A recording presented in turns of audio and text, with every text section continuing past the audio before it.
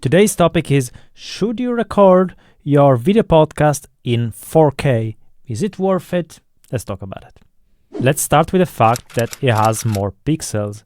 It has 3840 pixels by 2160 as opposed to the 1080p resolution, which has 1920 by 1080. This means that the 4K footage is more detailed, it has more information, it looks sharper, and it's just better when looked at with an appropriate monitor. 4K will also give you a better looking video when you upload on YouTube.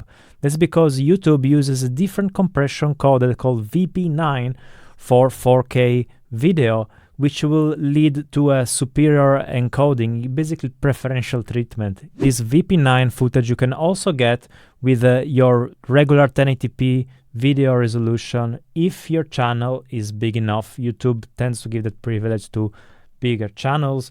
Otherwise, your 1080p footage will still get the AV1 worse compression codec. Another advantage of 4K is that it has so many pixels that when you're editing, you can actually zoom in into the video and still get an image that is sharp and detailed.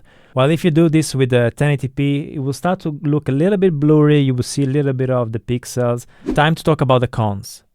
Because of all this information and data, the files get very, very big, and this has a lot of downsides. It takes exponentially more storage because the files are bigger, and also you need faster storage too. This means that if you're recording in real time in your computer, you're gonna need a faster and bigger hard drive.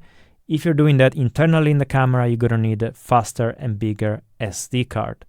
It also takes longer to transfer the files, both from your camera to the computer, or to upload them into a cloud or a platform, or to download them, which can negatively affect the podcast production.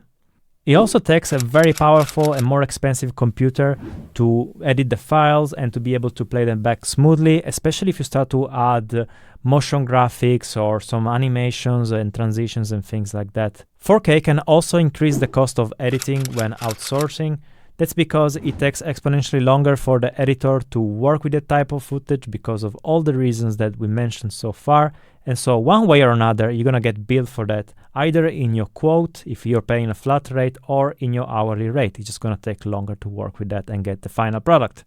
Another con, if you wanna build in your studio multicam setups with different cameras and you wanna be able to control them, maybe for a live stream, or maybe you just wanna do the cuts as you're recording, you're gonna need a video switcher.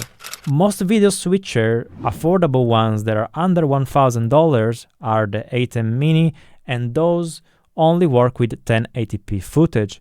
If you want a video switcher that works with 4K footage, you're gonna have to go above $3,000. And last but not least, most people in the audience actually don't have the monitor with the right resolution or the internet speed to actually view the video in 4K. So all this effort to get this footage done in 4K, all this extra cost, extra time, extra resources for something that actually is not gonna happen because YouTube is actually going to play the video in the resolution that's more suitable for the viewer. If they don't have a 4K monitor, that most people don't have yet, if they're viewing on their phone, if they are having an internet connection that is not particularly fast, it's just gonna decide to play whatever is more suitable for them, which is gonna be a lower resolution with less data, so it's more suitable for the internet connection, and that's it. So, do I recommend 4K for a video podcast? The answer is no. Especially if you're a small to medium podcast, your resources are much better allocated elsewhere. You don't want this thing to drain all your energy. If you are a larger podcast with a big budget, a lot of cash flow, and you're just looking to go above and beyond, separate yourself from the pack, and just go for diminishing returns, by all means, go for it. It will look better. So that's it for today. Give some love to the video and like and subscribe. I'll see you next time.